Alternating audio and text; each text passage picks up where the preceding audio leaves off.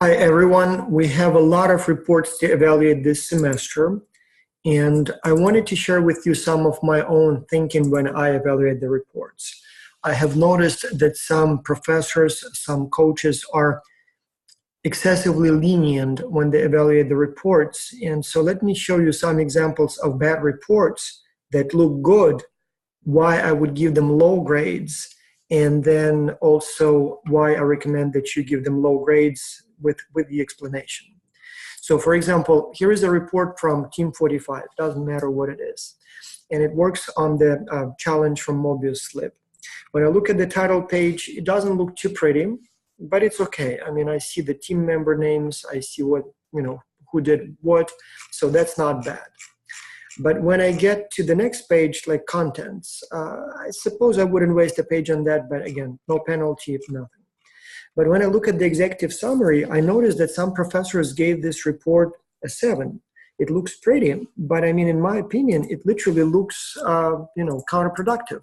So for example, when I look at this executive summary, it doesn't tell me anything. I'm reading it and it says literally the enclosed report includes research and insights on the collective team with respect to the social learning management system, Mobius slip. I mean, it tells me what the task was, but it does not provide a summary for a busy executive. The point of the executive summary is to inform the reader in a few sentences about the main ideas enclosed in this report. So if I don't have the time to read the marketing strategy and the pricing strategy and the market, I should be able to look at the executive summary and know right away that the company is recommending country A, and this is why. That the company is recommending price at this level, and this is why. That the company is recommending that the market be entered as a joint venture, for example, or maybe as a wholly owned subsidiary. That the product should be advertised, for example, through professional magazines or, some sort of mailing list or Facebook. So I should be able to see all those recommendations from this summary, and there is absolutely none of that here. They tell me what the task was. Well, I sort of know the task. I mean, give me the answers. They tell me that as a team, they looked at this and that. But again, there is absolutely nothing here. So there is absolutely no useful information. So they tell us that they would take some factors into account when making the decision. Okay, that's all good. I'm glad that you took geography and demographics and economics and political and legal and cultural environments into the account. But what did you recommend? What country did you recommend? What entry mode did you recommend? What marketing strategy did you recommend? They say here that Finland and Singapore were the countries that were recommended, so I guess that's the only bit of useful information. But there is absolutely nothing else there. So not happy with this executive summary. I would literally give them 1, not even 2. It's a nice, neat-looking summary, but it doesn't tell me anything. And so, it's just a bad summary. I mean, just bad. Moving on, so overview of the company, I'm glad that they provide that. They talk a little bit about the products. I sort of, as an executive, as a client, know it, but I suppose there is no harm in saying that. But then we get to the competition, and there is absolutely nothing. Like, it's literally just 1. So I would like to have an industry analysis. I would like to have some comparison with the competition. And all it says here that there is a myriad of product solutions that support traditional standardized format. So who are my competitors? I mean, I know there are other competitors in this market, but this section, this lousy 1 paragraph, it doesn't tell me anything about the industry. So I would give them another 1. I mean, it's literally like there is nothing here. SWOT. This one looks kind of tricky. It looks nice and beautiful. You have a great table. You have a list of strengths and weaknesses and opportunities and threats. Everything looks right and correct. But then again, I start reading this stuff and I don't know what it means. Like a strength, development and provisioning of cloud-based teaching and learning technology that engages both students and instructors. How is that a strength? It's like some description of the product, a very abstract one, but it's not a strength compared to competition, compared with other products in the market. Well, first of all, I'd like to know what those other products in the market are, because you didn't list it in the market analysis. But anyway, compared to other products in the market, the product that Mobius slip offers is a platform not only for students, but also for teachers, and treats everyone in school equally. Come on, I mean, it's a system for teaching. So if there are other systems for teaching, they're not for students and professors. Like, it makes no sense. So again, it's a perfect example of a neat looking table. But once you start reading this, I mean, this is complete nonsense, noise. And so I read the rest of it. It's kind of like that. So it's not very useful.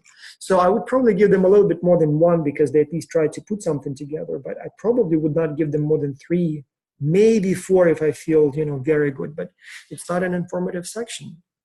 Now, what market would you recommend? So they give us all kinds of descriptions here, not bad. So they say, well, we'll take into account geography and demographics and economics.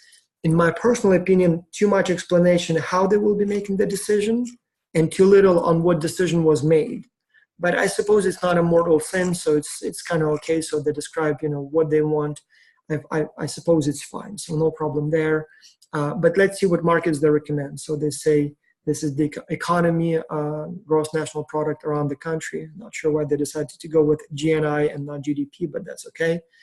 So, and then based on that, they selected 7 countries that they recommend as potential candidates, and then they compare them on income, quality, innovation, and then eventually they select Finland and Singapore. This section is actually not bad. So they explained the rules, they provided candidates, they analyzed the top candidates, and then eventually decided on Finland and Singapore. The description of the markets is not very detailed, not much information here, especially not much related to my product, but at least there is a good explanation how they select those markets.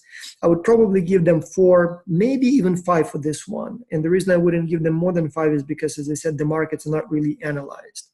As an executive of the company, I need to know more about the market before I enter it. And here that information is almost non-existent. Entry mode, so they recommend licensing, I believe, and I'm not sure how Uppsala model is an entry mode here. So, but licensing that they recommend is a good suggestion, and there is some explanation. So I'm generally happy with this section. I would probably give them even 4 or 5. It's not a perfect section because it took me like 2 reads before I would even be able to see what they recommend. And then the explanation is pretty lousy, but it's not bad. It's, it's not a great section, but it's not bad. So staffing, so they say that I will need to hire people in those countries. And so they say it would not be my responsibility, but they still talk a little bit about HR.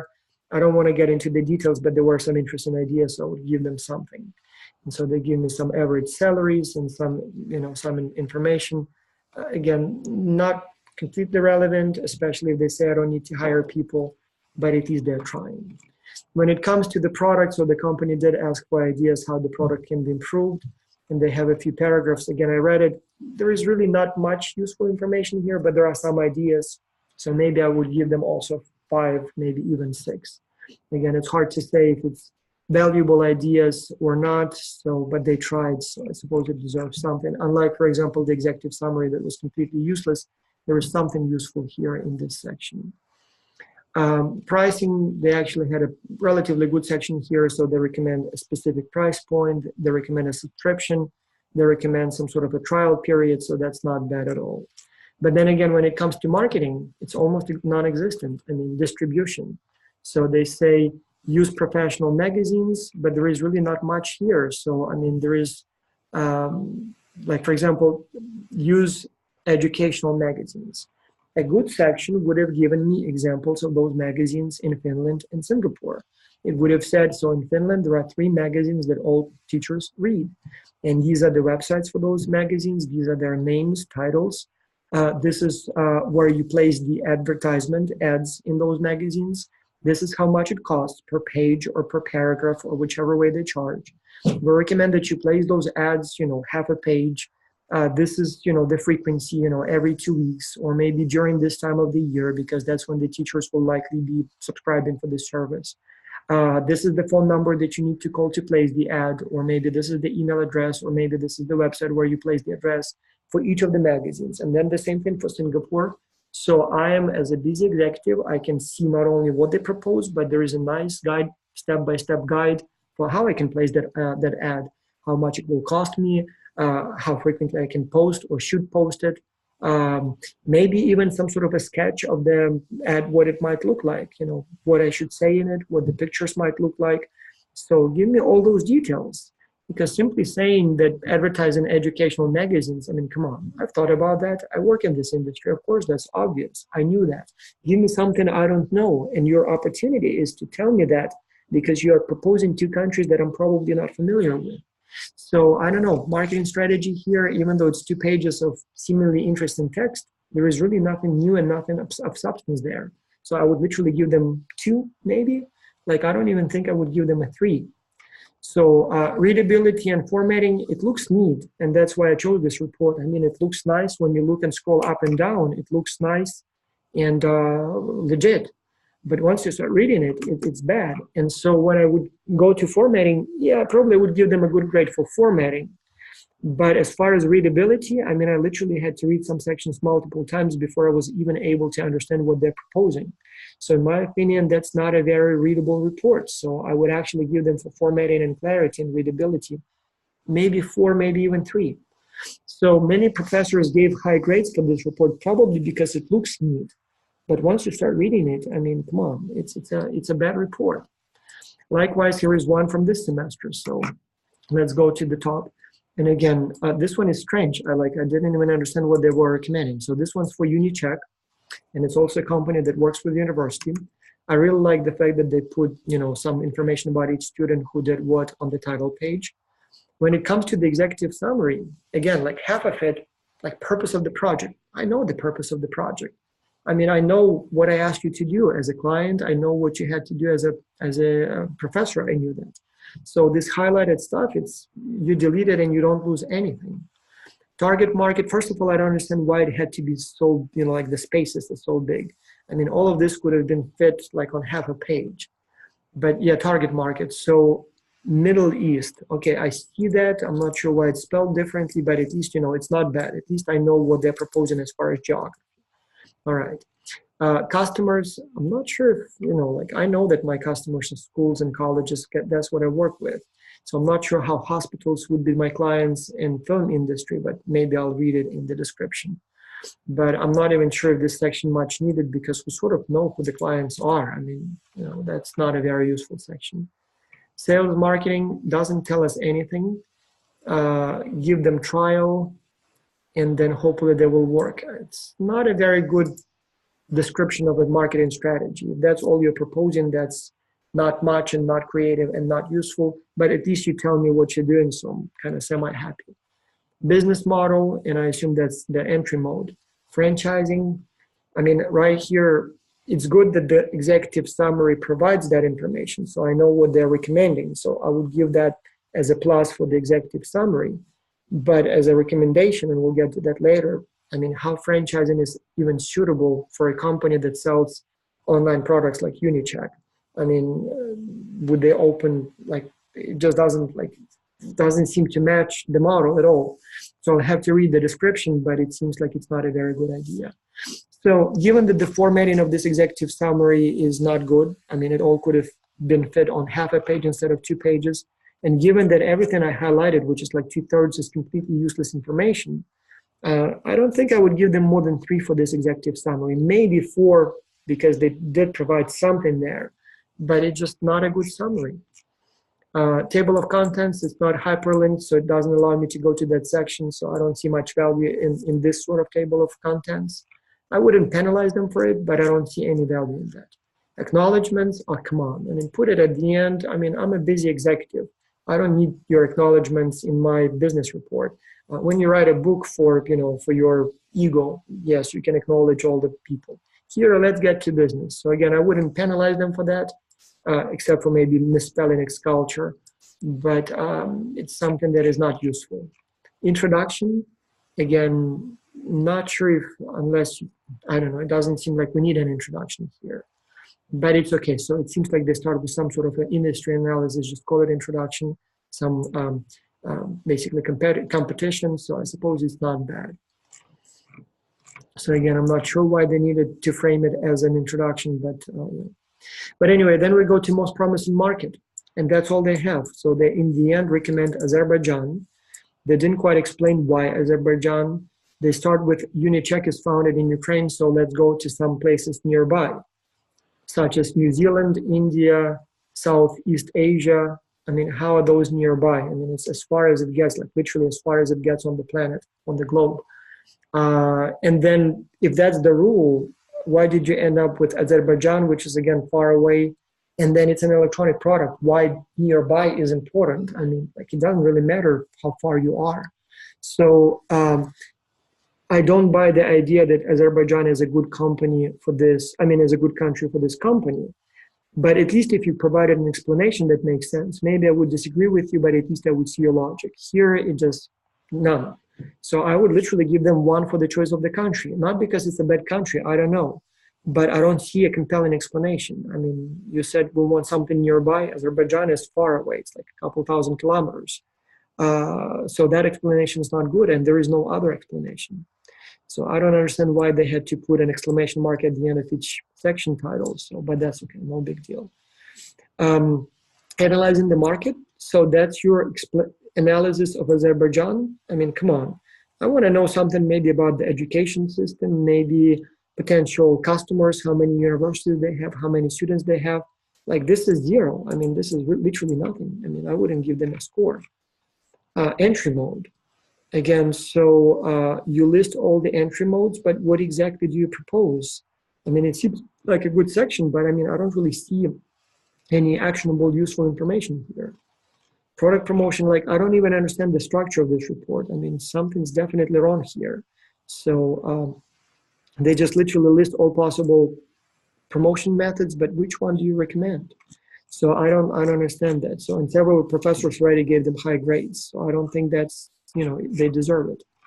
Then it seems like they did a survey of the students, which is wonderful. I always, you know, like when students, ex-culture teams survey potential customers, which in this case is students, great. But then I'm looking at the results. And so what kind of summary is that? What's your favorite writing environment? As a student, I like to use MS Microsoft Office. So is that one of the student answers? Is that a common answer? Like what kind of presentation of the survey results is this? Should have been some sort of a table perhaps, or maybe a chart that shows how each products are popular compared to one another. And none of that is here, so I don't quite understand. So not to mention that again, some misspellings and things like that. And so, and then they have literally like 10, 20 pages of the results of the survey, but presented in such a way that it's basically unreadable. I'm a busy executive. I don't have time to read 20 pages of original answers by students. Give me some sort of a summary. Tell me what I need to pay attention to. And none of that is here. So then they get to SWOT, which should have been at the beginning, but they get to something. Again, I don't understand why they had, why they had to plug it in as a picture, not as a text. I mean, the document clearly was created in Microsoft Word or Google Docs. So you could have worked with a real text. And so it doesn't just look professional to do it this way. But then again, let's look at the content. So the strengths of Unicheck is secure future business. Like, what does it even mean? Break entry into B2B market. Again, how is that a strength compared to competition? Implement sophisticated marketing strategies. So am I doing sophisticated marketing strategy and it's my advantage, or is it something you recommend me to do? Like, this is completely useless. I mean, it doesn't contain any useful information about my strength, weaknesses. Government has little knowledge of program and B2B sales channels.